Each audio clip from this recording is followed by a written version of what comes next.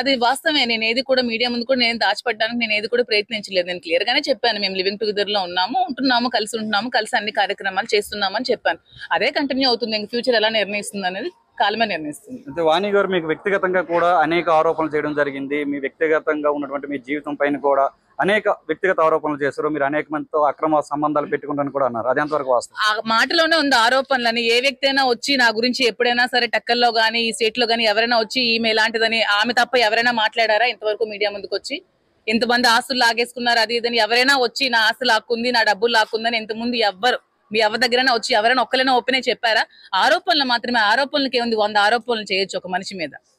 అంటే రానున్న రోజుల్లో మీకు ఇక్కడ రాజకీయంగా ఏ విధంగా ముందుకు వెళ్ళబోతున్నారు? మాకు రాజకీయంగా మేము ఇప్పుడు ఎలా ఉన్నామో వైసీపీలో అదే వైసీపీలో ఉంటూ కంటిన్యూ చేస్తాం. ఇదే శ్రీను గారు మళ్ళీ ఇదే పార్టీలో కొనసాగుతారు. మళ్ళీ అతనే ఎమ్మెల్యేగా నిలబడతారు. మళ్ళీ అతనే గెలుస్తారు. అతనితో పాటు ఉండి సపోర్ట్ చేసి ఇలాగే ఉంటాం. ఈ రాజకీయాలు ఇలాగే కొనసాగుతూ ఉంటాయి. గత 48 గంటలుగా కూడా శ్రీను గారు టెక్కల్లో లేక అజ్ఞాతవాసంలో ఉన్నారని చెప్పి. అజ్ఞాతవాసంలో ఉండాల్సిన కర్మ దువ్వాడు శ్రీనికి ఎప్పుడూ లేదు.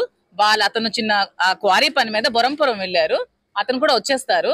అతను అజ్ఞాతంలో ఉండాల్సిన అవసరం అతనికి లేదు. రిజిస్ట్రేషన్ చేసిన తర్వాత కేసు నాకు ఇచ్చేసి అతను బొరంపురం వెళ్ళడం జరిగింది. అతను వచ్చేస్తారు. మళ్ళీ దువ్వాడు శ్రీను గారు ఇక్కడికే వస్తారంటారా లేకపోతే ఇంకొక ఇల్లు ఏమైనా ఉందా? అది ఇంకా తెలీదు. నేనైతే పార్టీ కార్యాలయంకి అతనికి లీజుకి ఇచ్చేస్తాను. పార్టీ కార్యక్రమాలన్నీ ఇక్కడే జరుగుతాయి. అది రేపటి నుంచా ఎల్లుండి నుంచా ఎప్పుడు అనేది ఇంకా తెలియదు. పార్టీ కార్యక్రమాలు మొదట్లాగే ఎమ్మెల్సీ కార్యాలయంగా ఇది కొనసాగుతుంది. అతనికి నేను లీజుకి ఇస్తాను. ఈ బిల్డింగ్ ని అతనికి నేను లీజుకి ఇవ్వడం జరుగుతుంది.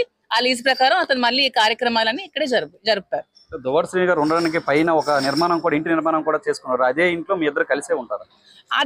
అది నేను అలా చెప్పలేనండి. ఇల్లు ప్రెసెంట్ అయితే నా ప్రాపర్టీ ఇది. అది నేను రెంట్కి ఇస్తానా ఇంకేం చేస్తానా అది నేను ఆలోచించుకోవాలి. ప్రెసెంట్ అయితే నేను ఎమ్మెల్సీ కార్యాలయానికి రెంట్కి ఇద్దామని అనుకుంటున్నాను. అంటే సేమ్ ఇప్పుడు వైఎస్ఆర్సీపీ కార్యాలయం ఎలా ఉందో అదే విధంగా ఇది మళ్ళీ కంటిన్యూ అవుతుంది.